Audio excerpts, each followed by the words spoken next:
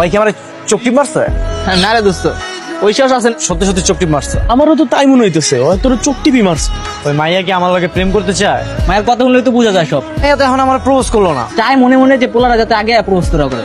তার মানে শেষ ধাক্কাটা আমারই দিতে হবে, তাই তো? কাল করে প্রপোজ করে দেবো। তাহলে কি আমি ফুল নিয়ামু? কি হলো, এখানে ডাকছো কেন? আর আজকে তো তোমার বন্ধু বান্ধবকেও দেখছি না। কি তুমি কিন্তু এত ঘুরে বেচা রোমান্টিক মুডে কথা কইতে পারি না, ঠিক আছে? তুমি তো জানোই আমার মাথা সবসময় গরম থাকে। আর সেটা তো আমি তোমাকে প্রথম দেখাতেই বুঝতে পেরে। তো বলো কি বলবা?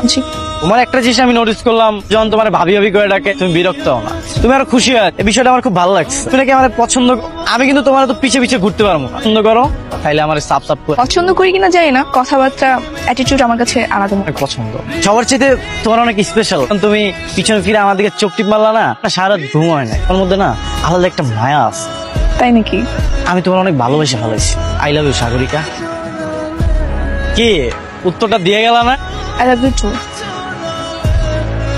এই ওরে কেউ ছাড়বি না। হ্যালো, কে?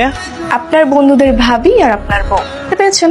ও তুমি তুমি আমার নাম্বার কেমনে পাইলা? আপনার নাম্বার ম্যানেজ করার কোনো ব্যাপার নাকি? আমার বয়ফ্রেন্ড এমন একজন ফেমাস পারসন যার নাম্বার সবার কাছে। আমার তো এখন আফসোস হচ্ছে, আমি আপনাকে পছন্দ করে কোনো ভুল করলাম না তো?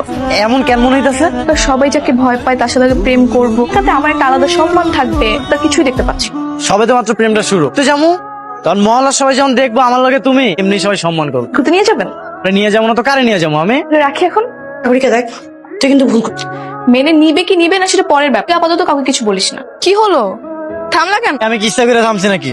বাইকের স্টার্টটা বন্ধ হয়ে গেছে। বাইক নিয়ে আসছে, কি জোরে জোরে শব্দ করে, আবার নাকি স্টার্টও বন্ধ হয়। এখন তুমি স্টার্ট দাও। আচ্ছা বাইক তো